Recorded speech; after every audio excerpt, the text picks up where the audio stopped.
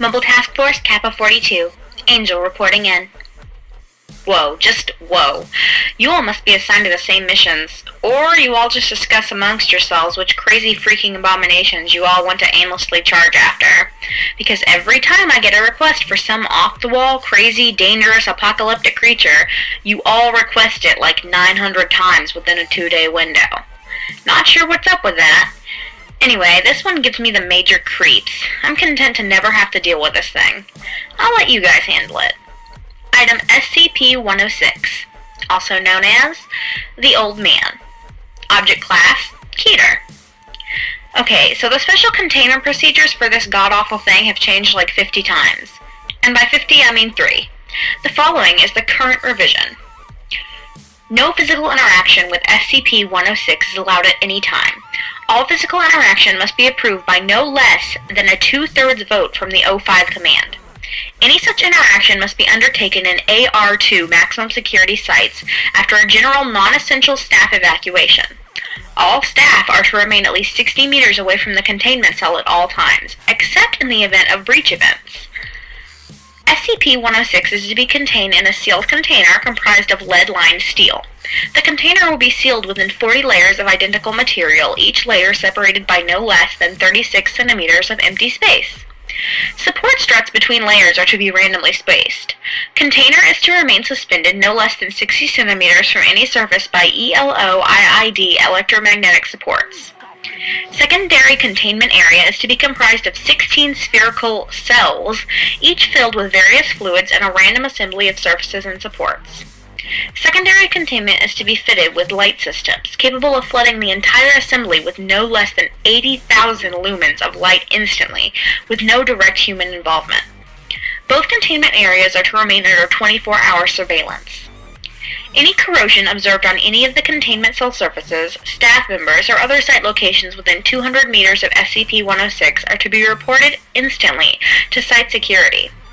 Any objects or personnel lost to SCP-106 are deemed to be missing/killed in action. No recovery attempts are to be made under any circumstances. So that means don't screw up, because no one's going to come in to cover you.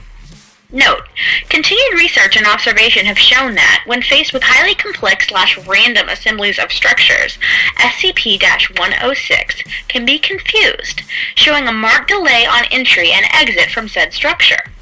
106 is also shown an aversion to direct sudden light.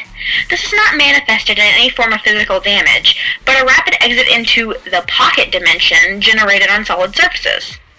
These observations, along with those of lead aversion and liquid confusion, have reduced the general escape incidence by 43%. The primary cells have also been effective in recovering incidents requiring recall protocol. Observation is ongoing. Description: SCP-106 appears to be an elderly humanoid, with a general appearance and advanced decomposition. This appearance may vary, but the rotting quality is observed in all forms.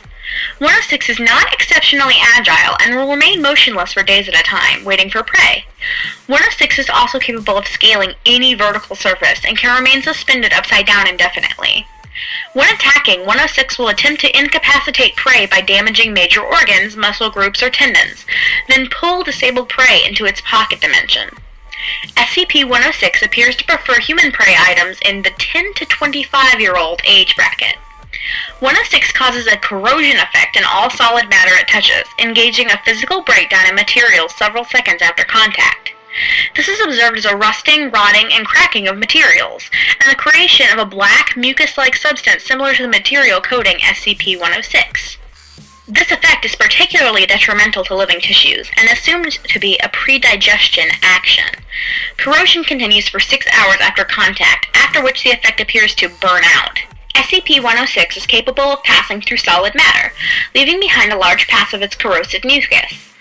SCP-106 is able to vanish inside solid matter, entering what is assumed to be a form of pocket dimension. SCP-106 is then able to exit this dimension from any point connected to the initial entry point. Examples: entering the inner wall of a room and exiting the outer wall, entering a wall and exiting from the ceiling. It is unknown if this is the point of origin for SCP-106 or a simple layer created by SCP-106. SCP Review Notes. Due to to the exceedingly difficult to contain nature of SCP-106, SCP-106 is to be reviewed every 3 months or during a post-breach incident. Physical restraints are impossible, and direct physical damage appears to have no physical effect on 106. SCP-106 appears to go through long periods of dormancy, in which it will remain completely motionless for up to 3 months.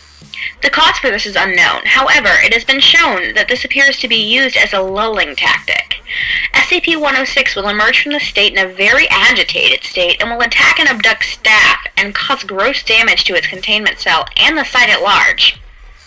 SCP-106 appears to hunt and attack based on desire, not hunger. 106 will attack and collect multiple prey items during a hunting behavior event, keeping many alive in the pocket dimension for extended periods of time. 106 has no determinable limit, and appears to have a collect number of prey items during each event. The inner dimension accessed by 106 appears to be only accessible by 106. Recording and transmission devices have been shown to still operate inside this dimension, though recordings and transmissions are very degraded.